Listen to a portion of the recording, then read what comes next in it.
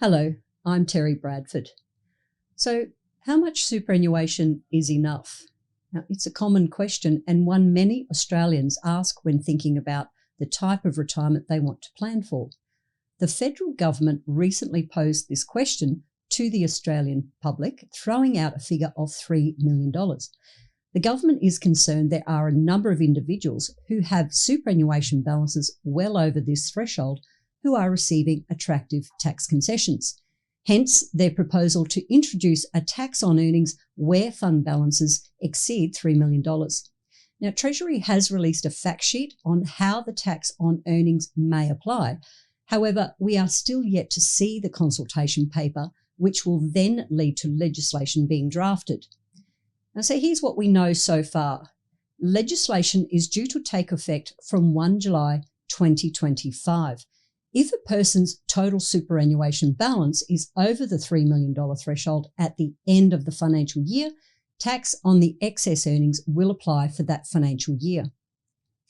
Tax will be calculated based on the difference between the person's total superannuation balance at the end of the financial year and the start of that financial year. Tax will then apply to the proportion of earnings corresponding to fund balances above $3 million. Amounts drawn down or withdrawn as a lump sum will be added back to the formula. So this includes pension payments where the person has a pension account. Concessional contributions, less the 15% contributions tax, will be subtracted from the formula.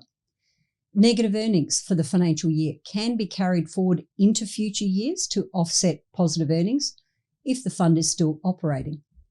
A person who has multiple super funds will be able to elect the fund or funds from which the tax is paid, and the person will also have the choice of paying the tax from personal funds or from their super fund.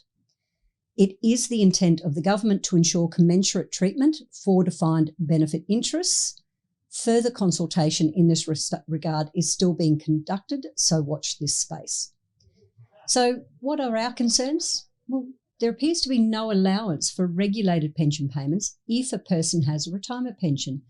Now, based on the examples provided in the government fact sheet, pension drawdowns and lump sum withdrawals are treated the same and added back to total super balance. The law requires pension payments to meet minimum pension requirements, so we feel adding pension payments back is unfair and should be addressed. Unrealised capital gains are also included in the total super balance calculations. Now, this has been a very contentious issue since the fact sheet was released. Whether the government listens to feedback remains to be seen. The $3 million cap will not be indexed, so this law will capture far more people in the future than stated. Interestingly, if you consider the effective date is in 2 years' time, the actual present value of the cap in today's dollars is around $2.6 million, depending on the discount rate you use. So it really is important for individuals to not make any rash decisions at this stage whilst detail is scant. The consultation period may bring changes or different rules within the proposed policy. So look, let's wait and see how this goes before contemplating any action.